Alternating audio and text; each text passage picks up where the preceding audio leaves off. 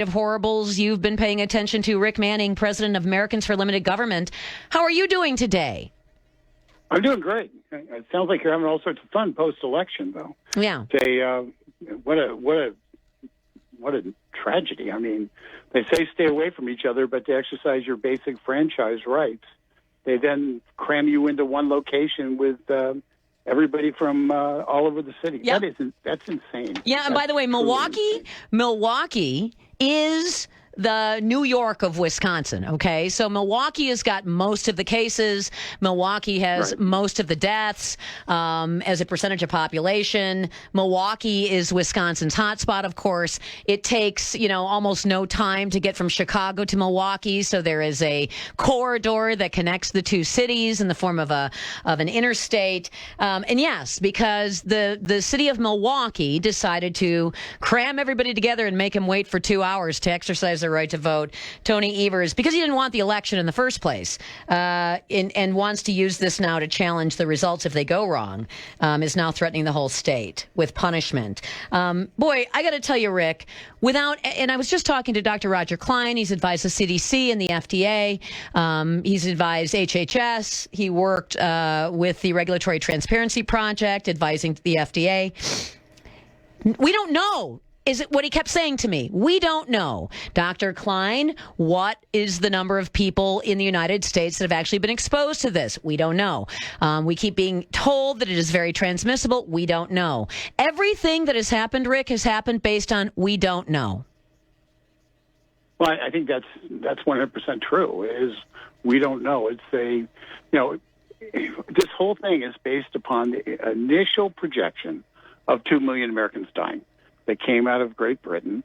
And, if you're looking at 2 million Americans dying, you need to take it serious. You need to do real stuff. That's more people than died in all of our wars combined. So Donald Trump acted on that information. Since then, the number has come down, ratcheted down, so much so that since April 1, and April 1 it was 91,000, April 4, they moved it, the group IMHE, who does these projections everybody's looking at, they moved it down to 81,000, and today they moved it down to 60,000 in terms of total deaths based on this disease. So, and they're saying it's because the social distancing is working, and I believe the social distancing is working to some extent.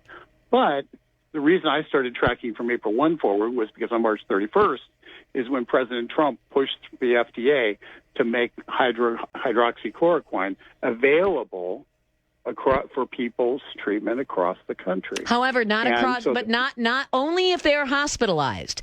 So you're actually seeing in some states. Well, yes, but doctors are not free to prescribe for non-hospitalized patients who have just tested positive for COVID-19.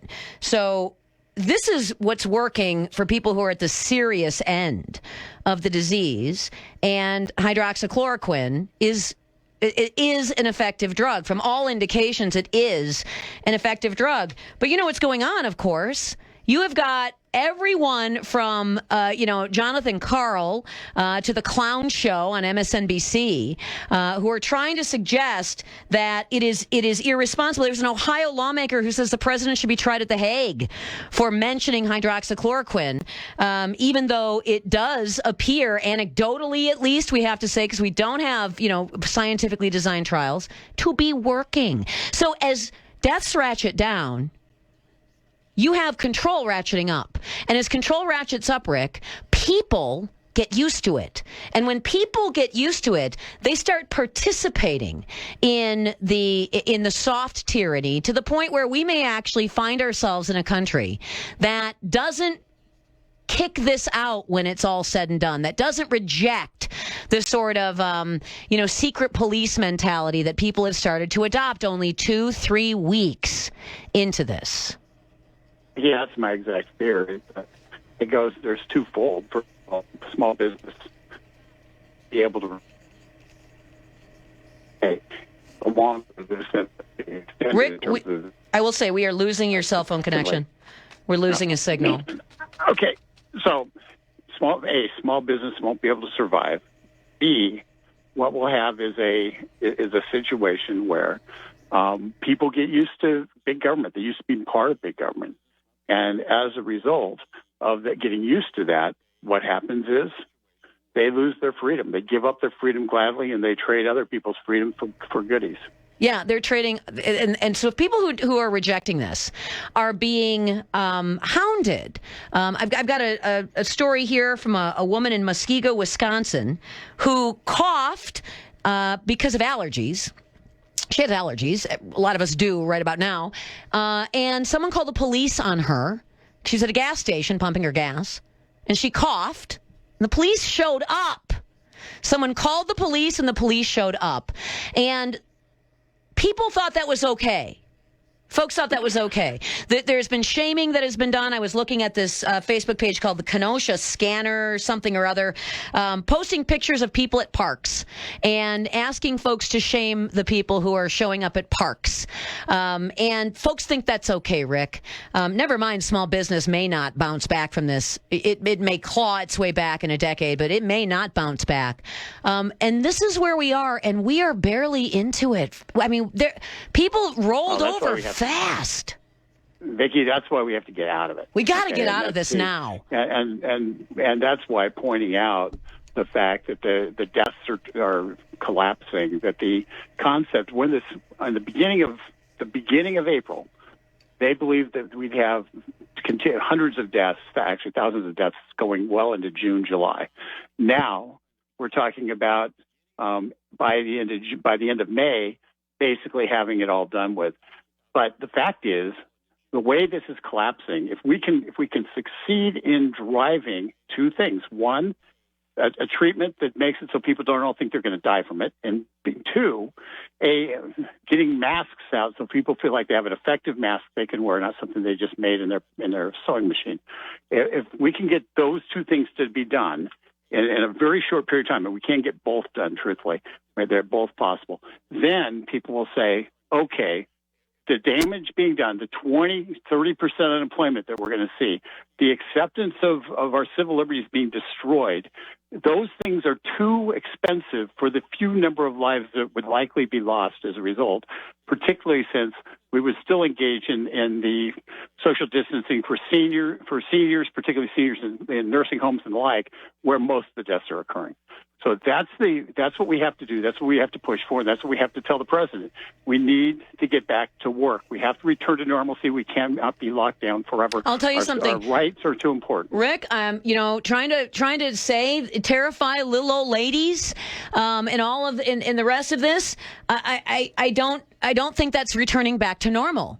I think that the idea that the only way America can turn the lights back on is if we all have access to N95 masks, I don't think that's going back to normal.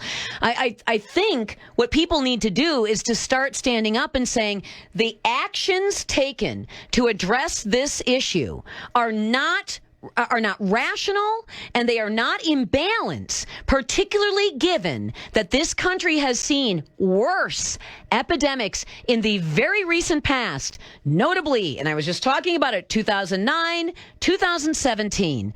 2009 and 2017, both of the influenza epidemics in the United States, because it is an epidemic, every year have produced worse results than what we're seeing from this. If we accept that the only way we're allowed to go to parks or go to a restaurant is if we put a stupid surgical mask on, that's not normal. Well, I agree it's not normal. I mentioned the surgical mask simply because a certain number of people will not do that unless they have that. It's true. I mean, if you feel comfortable. I'm just telling you, I don't feel any great need to wear a mask.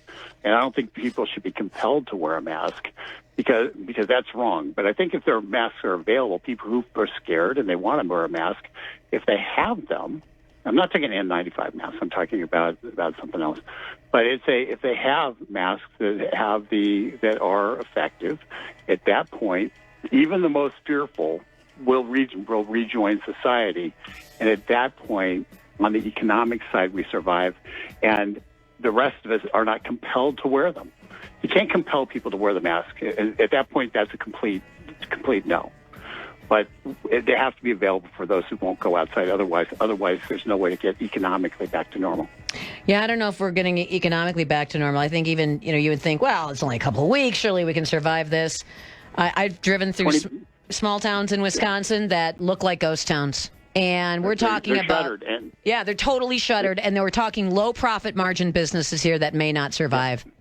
Exactly right. In fact, the biggest fear out of this is that beyond the civil liberties that are lost is that we've basically turned small town America into Western ghost towns. Yeah. And that's the reality that very well could occur. And quite honestly, it's a dystopian kind of view of the world that the left has pushed to try to cram us all into big cities where actually all the people are dying. Yep, that's the place. It's the ultimate irony. That's the place where you have the biggest problems, and yet the place that is suffering the biggest impact, small town USA. Thanks for coming on the show, Rick. Americans for Limited Government. I actually thought maybe we'd find it. I'd live my life to actually see limited government, Rick. I'm not so sure anymore. It's a lonely place, but I will tell you this. We have to fight every day to make sure our rights are expanded. And at this particular moment, we have to fight to make sure our rights are restored.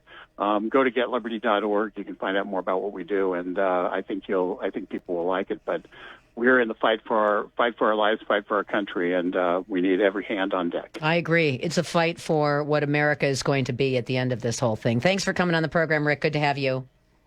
Thank you, Vicki. Bye. Rick Manning from the Americans for Limited Government, getliberty.com. We'll be right back.